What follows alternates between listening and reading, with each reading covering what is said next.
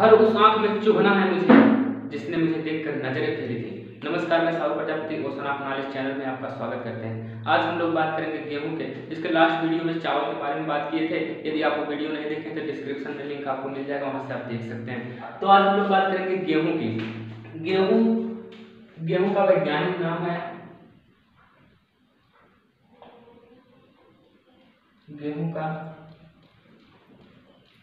वैज्ञानिक नाम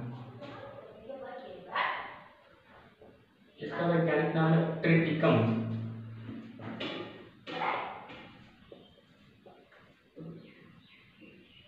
गेहूं का वैज्ञानिक नाम क्या है? ट्रिटिकम। यह एक शीतोष्ण कटिबंधीय प्रदेशों की अनाज है।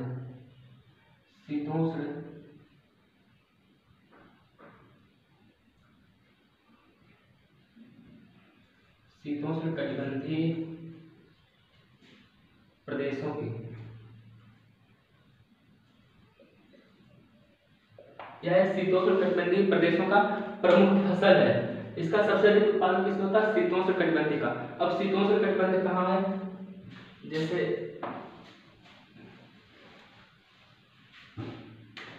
मान लीजिए ग्लोब है,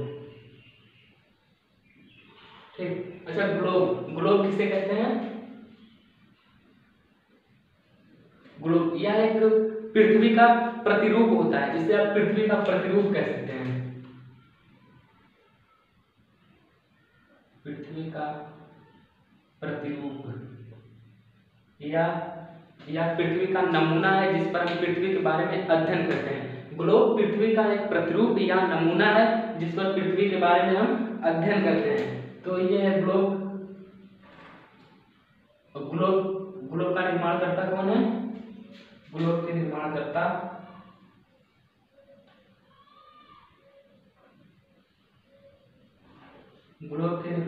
है मार्टिन बैहम।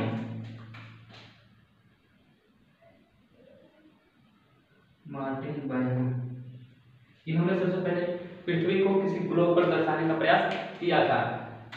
इन्होंने पृथ्वी को दो भागों में पहले बांट दिया। ये जो रेखाएं काल्पनिक रेखाएं हैं, ये इस तरह से जो रेखाएं क्षितिज खींची जाती हैं उन्हें अक्षांश कहा जाता है, और जो ऊर्ध्वाधर खींची जाती है उन्हें देशांतर कहा जाता है। तो ये 0 डिग्री देशांतर, 0 डिग्री अक्षांश है। 0 डिग्री अक्षांश जिसे कहा जाता है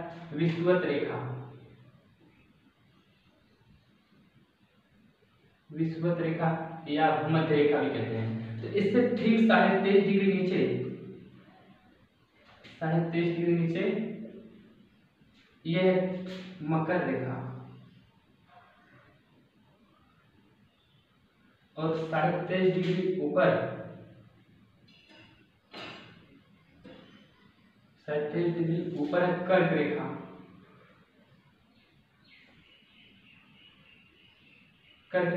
और इसके ऊपर 66.5 डिग्री उत्तरी अक्षांश, इसे कहेंगे 66.5 डिग्री उत्तरी अक्षांश। यह है आर्कटिक रेखा।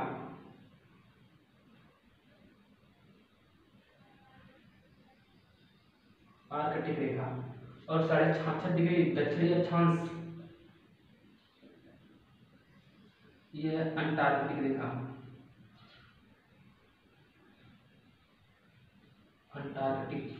रेखा। और ये जो सबसे दक्षिण का बिंदु है इसे कहते हैं दक्षिणी ध्रुव,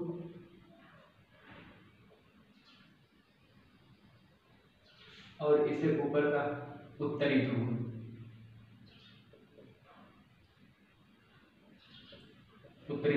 तो यहाँ से ये 0 डिग्री से 23.5 डिग्री ऊपर और 23.5 डिग्री नीचे, या कह सकते हैं आप विषुवत रेखा से कर्क रेखा और मकर रेखा के बीच का जो क्षेत्र होता है, जो भूभाग होता है, इसको कहा जाता है उष्णकटिबंधीय भाग।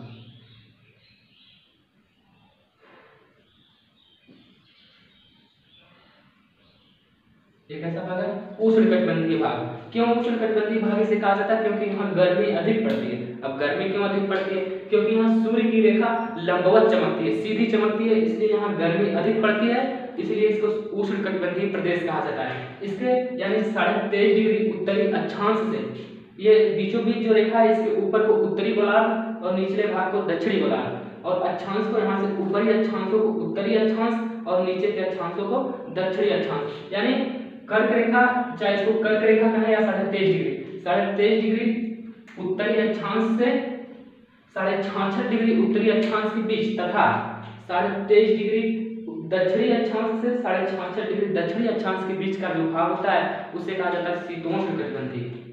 जैसे ये जो है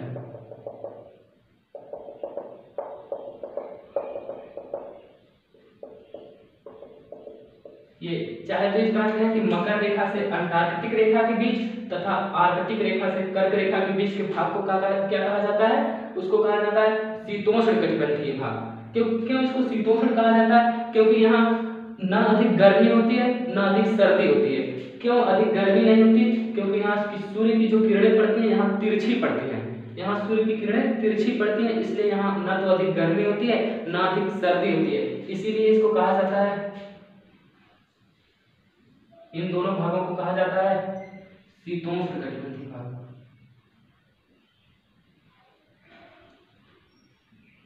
शीतोष्ण कटिबंधीय या शीतोष्ण कटिबंध या समशीतोष्ण कटिबंध भी कहा जाता है, और इसे उष्ण कटिबंध, क्योंकि यहाँ गर्मी अधिक पड़ती है।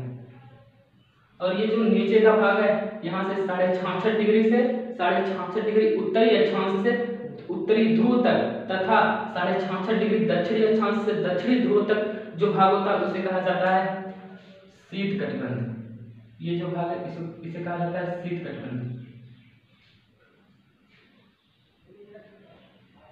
शीत कटिबंध, इसको शीत कटिबंध क्यों कहा जाता है? क्योंकि यहाँ जो सूर्य की किरणें पड़ती हैं वो बहुत ज्यादा ही तिरछी पड़ती हैं, इसलिए यहाँ गर्मी नहीं पड़ती है, अधिकतर क्या होती है, ठंडी होती है। अधिकतर यहाँ ठंड होने के कारण इसे कहा जाता है शीत कटिबंध। और यहाँ ध्रुवों पर, ये जो ध्रुव है यहाँ 6 महीने का दिन और 6 महीने का रात होता है। तो बात गेहूं की हम लोग कर रहे थे, तो गेहूं कहाँ का प्रमुख फसल है? वह है शीतोष्ण कटिबंधीय प्रदेशों का। शीतोष्ण कटिबंध यानी ये भाग और ये भाग, और उसमें भी यदि देखें तो उत्तरी गोलार्ध में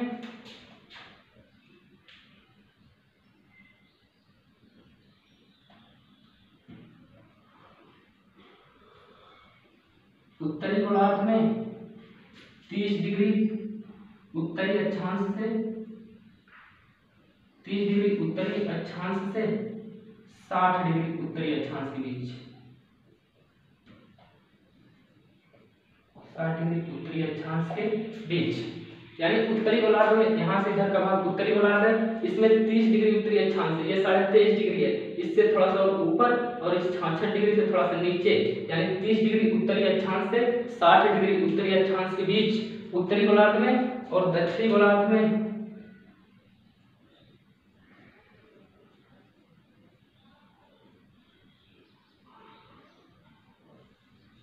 और दक्षिणी गोलार्ध में 20 डिग्री 40 डिग्री दक्षिणी अक्षांश से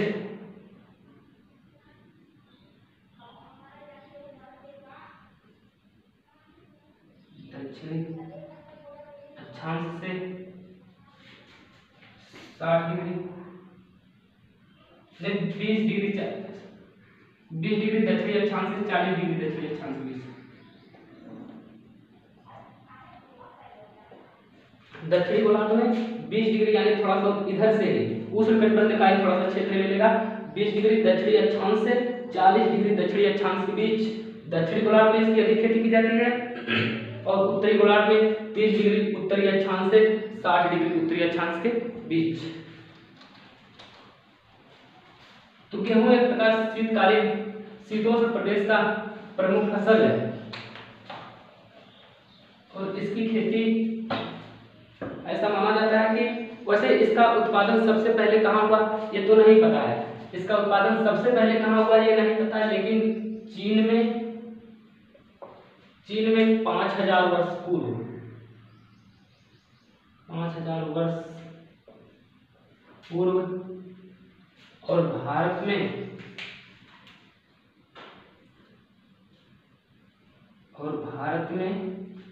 3000 वर्ष पूर्व। चीन में 5000 वर्ष पूर्व और भारत में 3000 वर्ष पूर्व से इसकी खेती की जाती है। लेकिन सबसे पहले इसका उत्पादन कहाँ किया गया, ये शुरू कहाँ से हुआ, इसके बारे में अभी कोई स्पष्ट जानकारी नहीं मिली। लेकिन ऐसा माना जाता है कि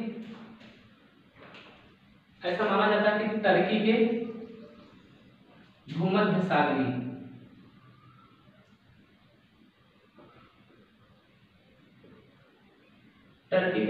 सागरीय प्रदेशों से, ऐसा माना जाता है कि मतलब विश्वास नहीं है, पूरी स्पष्ट जानकारी नहीं है, लेकिन ऐसा माना जाता है कि टर्की के भूमध्य सागरीय प्रदेशों, इराक या अर्ध उष्ण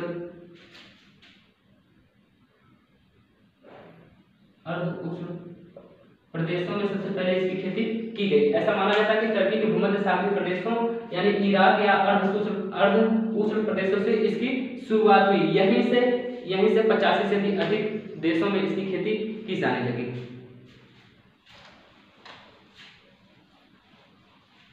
और वैसे सबसे अधिक गेहूं कहाँ उत्पादित होता है? गेहूं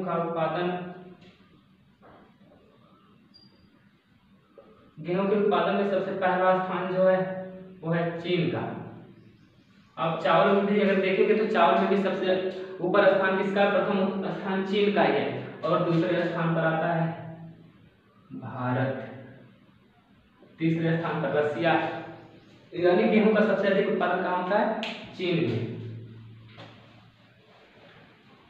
अब देखेंगे इसके लिए भौगोलिक अवस्था क्या क्या होनी चाहिए, चावल कहाँ अधिक उत्पादित होगा, उसके लिए जलवायु कैसी होनी चाहिए, वर्षा कितना होना चाहिए, तापमान कितना होना चाहिए। भौगोलिक अवस्था,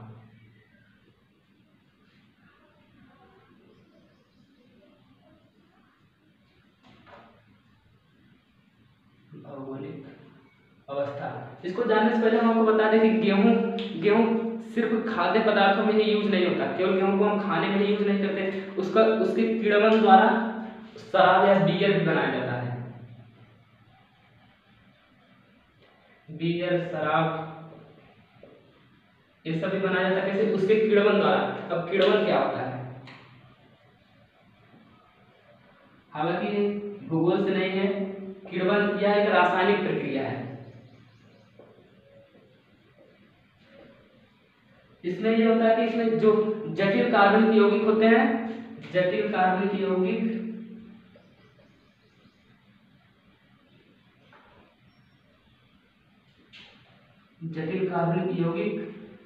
सूक्ष्म जीवों के एंजाइम द्वारा या सूक्ष्म जीवों द्वारा सरल कार्बनिक यौगिक में विघटित होते हैं। ये प्रोसेस जो होता है वो सूक्ष्म जीवों द्वारा होता है, सूक्ष्म जीवों द्वारा या सूक्ष्म जीवों के एंजाइम द्वारा जटिल कार्बनिक यौगिकों का सरल कार्बनिक यौगिकों में विघटित होने को किण्वन कहा जाता है। अगर इसका उदाहरण देखें तो अगर हम लोग घर में दाल या चावल जो भी कुछ बनता है, अगर काफी समय हो जाता है तो वो बासी हो जाता है। जैसे हम लोगों के आम बोलचाल की भाषा में कहते हैं बजबजा जाता है, उसमें बुलबुले उठने लगते हैं। वो कैसा होता है? वो किण्वन का ही किण्वन विधि उसमें होती है। और या फिर दूध से दही बनता है या सिरके के प्रोसेस में, इन सब में किण्वन ही होता है। तो किण्वन विधि द्वारा गेहूं से बियर या शराब भी बनाया जाता है।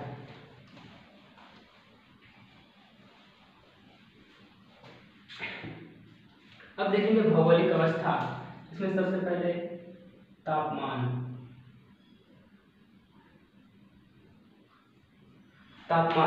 या भौगोलिक अवस्था में सबसे पहले तापमान। इसको तापमान की कितनी आवश्यकता होती है? औसत वार्षिक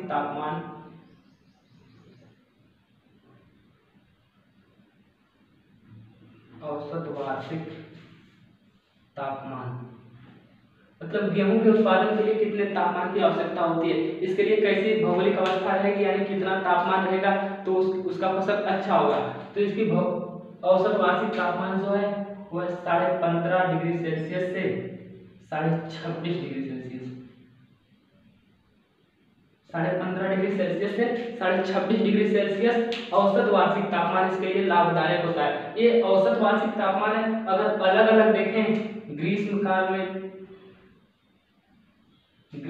का तापमान, ग्रीष्मकाल का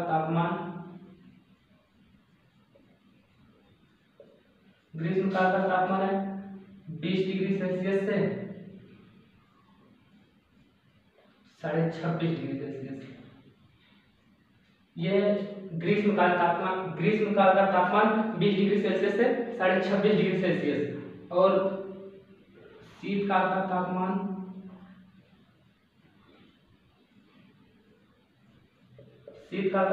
10 डिग्री सेल्सियस से 15 डिग्री सेल्सियस। ये वार्षिक, इसके लिए औसत वार्षिक तापमान 15.5 डिग्री सेल्सियस से 26.5 डिग्री सेल्सियस, और शीतकाल का तापमान 10 डिग्री सेल्सियस से 15 डिग्री सेल्सियस, और ग्रीष्मकाल का तापमान 20 डिग्री सेल्सियस से 26.5 डिग्री सेल्सियस। वैसे तापमान, इसमें अगर तापमान को देखें तो अगर तापमान इसको फसल बढ़ने के साथ साथ, जैसे जैसे गेहूं बढ़ रहा है वैसे वैसे अगर तापमान में भी वृद्धि होती है तो फसल अच्छी होती है। जैसे अगर भारत में देखा जाए तो भारत में इसकी बुआई कब होती है, केवल भारत की बात कर रहे हैं, भारत में गेहूं की बुआई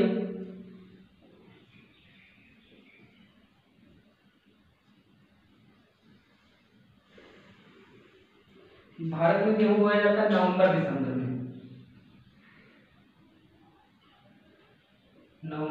में, और काटा कब जाता है, इसकी कटाई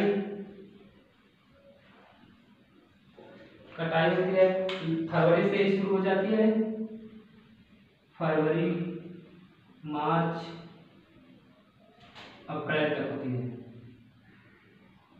अब देखिए जब ये बोया जाता है नवंबर दिसंबर में, तब कैसा मौसम होता है, ठंडा होता है, तब ठंडी होती है, उसके धीरे धीरे जनवरी तक ठंडी पड़ती है, उसके बाद धीरे धीरे तापमान बढ़ने लगता है। जैसे जैसे गेहूं बढ़ रहा है, गेहूं का पौधा जैसे जैसे बढ़ रहा है वैसे वैसे तापमान में भी वृद्धि होने लगती है। और यही कहा गया है यहाँ पर कि जैसे जैसे पौधों में वृद्धि होती है वैसे वैसे अगर तापमान में भी वृद्धि होती है तब वह स्थिति, भौगोलिक स्थिति जो होती है वह फसल के लिए लाभदायक होती है।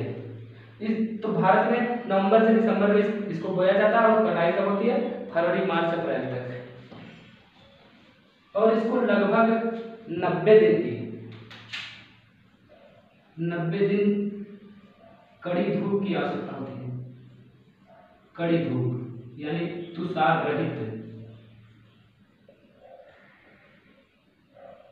ये कोई निश्चित सीमा नहीं है कि 90 दिन अगर कड़ी धूप नहीं हुई तो गेहूं का फसल नहीं होगा, लेकिन लगभग माना जाता है कि इसको लगभग 90 दिन तापमान की कड़ी धूप की आवश्यकता होती है। तो ये तापमान से संबंधित। अब आगे दूसरा नंबर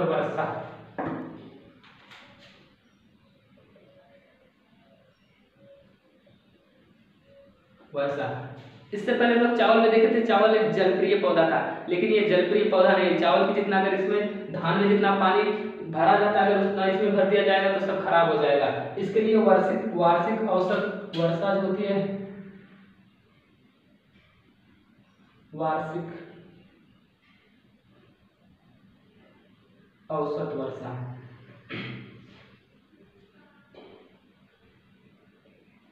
इसके लिए वार्षिक औसत वर्षा 50 सेंटीमीटर से 75 सेंटीमीटर, 50 सेंटीमीटर से 75 सेंटीमीटर मात्र इतने ही वर्षा की आवश्यकता होती है, वार्षिक औसत वर्षा। इतने में ही खेती की जाती है इसकी वर्षा, गेहूं की। और यदि इतना भी नहीं होता है तो सिंचाई के द्वारा इसको पैदा किया जाता है।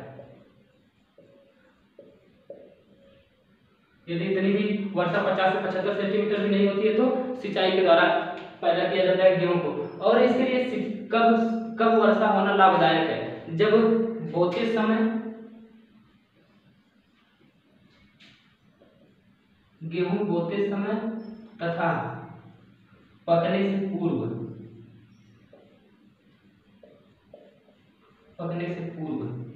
अगर गेहूं बोते समय तथा पकने से कुछ समय पूर्व ही यदि वर्षा हो जाती है तो इसके लिए अधिक लाभदायक होती है। अगर इस समय वर्षा होती है, ये बादल है, अगर इस समय वर्षा होती है बोते समय या पकने से पूर्व, तब इसके लिए अत्यंत लाभदायक होती है, तब अच्छा गेहूं उत्पादित होता है। और तीसरा है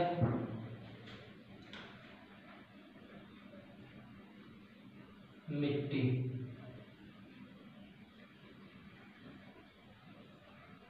वैसे गेहूं उत्पादन में जितना अधिक प्रभाव जलवायु का होता है जितना जलवायु का महत्व होता है गेहूं के उत्पादन में उतना मिट्टी का नहीं होता है। लेकिन ऐसा नहीं है कि मिट्टी का योगदान नहीं होता है। अब जहाँ मतलब अच्छा, जहाँ मिट्टी अच्छी नहीं रहेगी वहाँ फसल थोड़ी की जा सकती है, जैसे कंकरीली है या फिर जहाँ हल ही नहीं चला जा सकता वहाँ नहीं की जाती।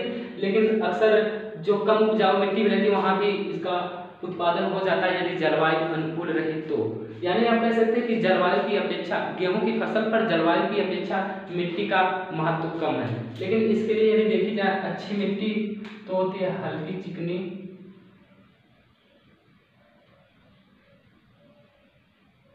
हल्की चिकनी या भारी दोमट।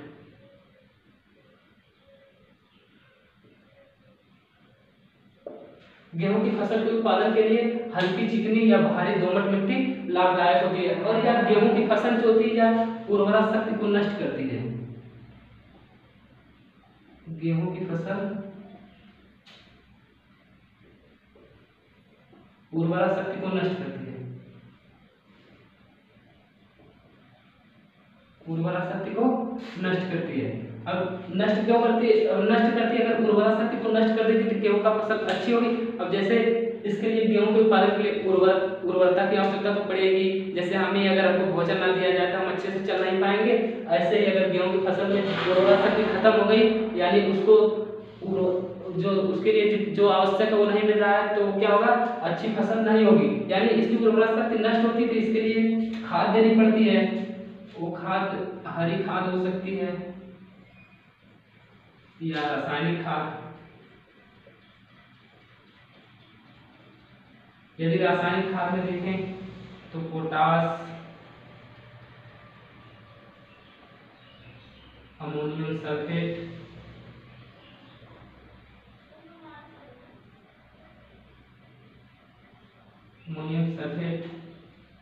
सोडियम नाइट्रेट,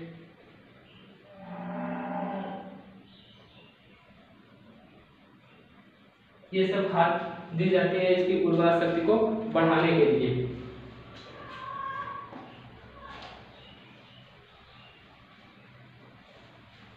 अब अगला है अर्थव्यवस्था, आर्थिक स्थिति।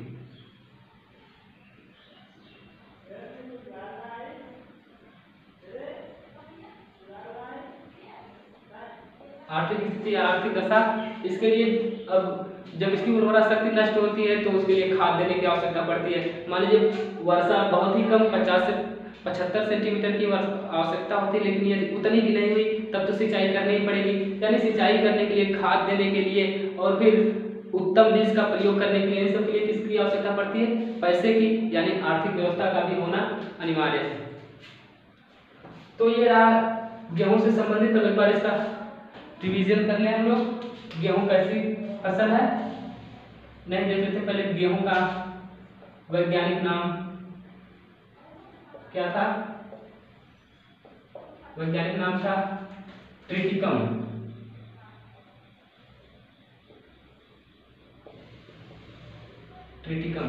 तापमान,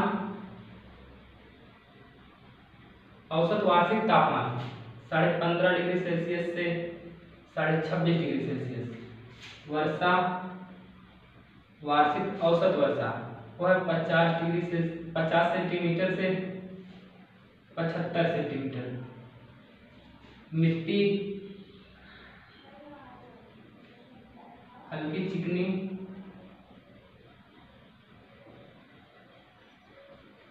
या दोमट मिट्टी।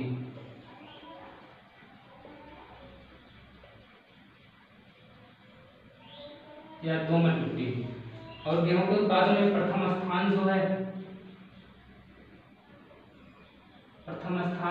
वह चीन का। दूसरे नंबर पर भारत। तो ये कुछ है इससे जो फैक्ट गेहूं के उत्पादन के लिए भौगोलिक अवस्था या फिर गेहूं कहाँ अधिक उत्पादित किया जाता है, ये सब हम लोग देखें। आज के लिए बस इतना है।